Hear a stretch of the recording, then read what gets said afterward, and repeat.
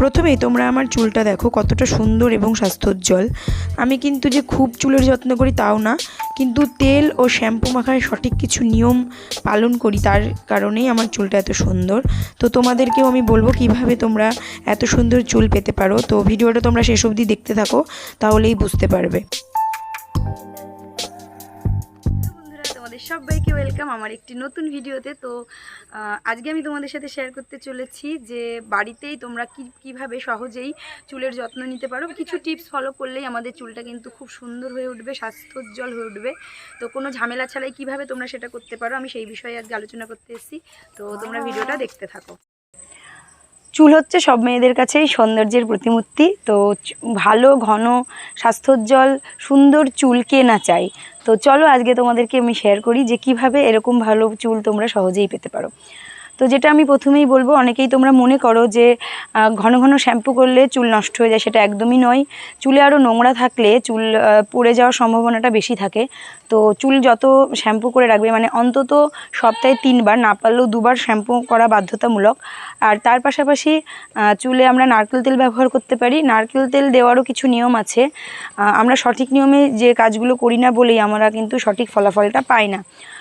তো নারকেল তেল তোমরা যেভাবে দিতে পারো, শ্যাম্পু করার 2 ঘন্টা আগে বা তোমরা আগের দিন রাতেও দিতে পারো, ওভারনাইট রেখে পরের দিনই শ্যাম্পু করে ফেলতে হবে। নারকেল তেল দিয়ে কিন্তু বেশি দিন রাখা যাবে না, কারণ তেল দেওয়া অবস্থায় মাথায় নোংরা বসবে, আর সেই নোংরা থেকে কিন্তু চুলের ক্ষতি হতে পারে, আর চুল পড়ে যাওয়ার প্রবণতা বেড়ে যেতে পারে। তো তেলটা কিভাবে দেবে আমি তোমাদেরকে বলি। প্রথমেই তেলটাকে একটুখানি জল ফুটিয়ে তার মধ্যে উষ্ণ গরম করে নেবে, মানে তেল একটা ছোটো বাটিতে তেল নিয়ে উষ্ণ গরম জলের মধ্যে দিয়ে দেবে। আর তেলটা একটু যেই উষ্ণ গরম হবে, সেই উষ্ণ গরম তেল দিয়ে মাথার স্ক্যাল্পে ভালো করে ম্যাসাজ করতে হবে, এতে ব্লাড সার্কুলেশন। এবং শ্যাম্পু করার সময় অবশ্যই তোমরা মাথায় রাখবে, শ্যাম্পু করার পরবর্তী সময় কন্ডিশনারটা কিন্তু অ্যাপ্লাই করতেই হবে। কারণ আমরা অনেকে এই ভুলটা করি, শ্যাম্পু করে ছেড়ে দিই, তাতে চুলের যে ন্যাচারাল অয়েলটা সেটা কিন্তু বেরিয়ে যায়, তার কারণে চুলটা খড়খড়ে হয়ে যায়। তো তোমাদেরকে আমি সাজেস্ট করব, চুলে যখনই শ্যাম্পু করবে তখনই কন্ডিশনারটা অ্যাপ্লাই করা মাস্ট। তো তারপর তোমরা আরেকটা কাজ করতে পারো, যে সপ্তাহে 1 দিন হেয়ার মাস্ক ইউজ করতে পারো, যেটা হচ্ছে ন্যাচারাল উপায়। আমি দুটো ডেসক্রিপশানে লিঙ্ক দিয়ে দেবো, তোমাদের যেটা ভালো মনে হবে সেটা করতে পারো, বা তোমরা নিজেদের মতো কোনো একটা কিছু করতে পারো, তবে এটা মাস্ট। আর সেরকম কিছু করার দরকার নেই, এগুলো করলেই তোমরা ভালো রেজাল্ট পাবে। সামনেই তো পুজো আসছে, তো তোমরা এই টিপসটা ফলো করতে থাকো পুজোর আগ পর্যন্ত। তোমরা যদি ডেফিনেটলি রেজাল্ট না পাও তারপরে আমাকে বলো। আর আমি কিন্তু এভাবেই চুলের যত্ন করি, তাতে আমার চুলে কোনো সমস্যা হয়নি। আর যারা আমার ভিডিও রেগুলার দেখো তারা অবশ্যই জানবে যে আমার কিট্টু ছোট, অনেকে বলে না ছোট বাচ্চাদের মায়েদের প্রচণ্ড চুল পড়ে, আমার কিন্তু সেরকম কোনো সমস্যা হয়নি। আমি এইভাবেই চুলের যত্ন করে আসছি, তাও আমার কিন্তু এই ধরনের কোনো সমস্যা হয়নি। যখন আমি চুলের যত্নটা এরকম করতে পারি না, দীর্ঘদিন না করলে তো সমস্যা হবে, তখন হয়।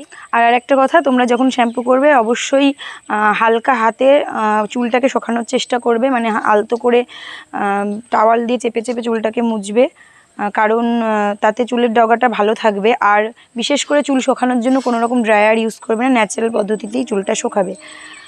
তো এই টিপসগুলো ফলো করলেই হবে। তো তোমাদের যদি আমার এই ভিডিওটা ভালো লাগে আর তোমরা যদি এই টিপসটা ফলো করতে চাও, করতে পারো, ডেফিনেটলি 100% রেজাল্ট পাবে তোমরা। তো চলো আজকের মতো ভিডিওটা আমি এখানেই শেষ করছি। যদি তোমাদের ভিডিওটা ভালো লাগে তবে একটা লাইক করে দিও, একটা কমেন্ট করে জানিও, এবং চ্যানেলটাকে সাবস্ক্রাইব করে দিয়ে আমার পাশে থেকো। তো আজকের মতো বাই।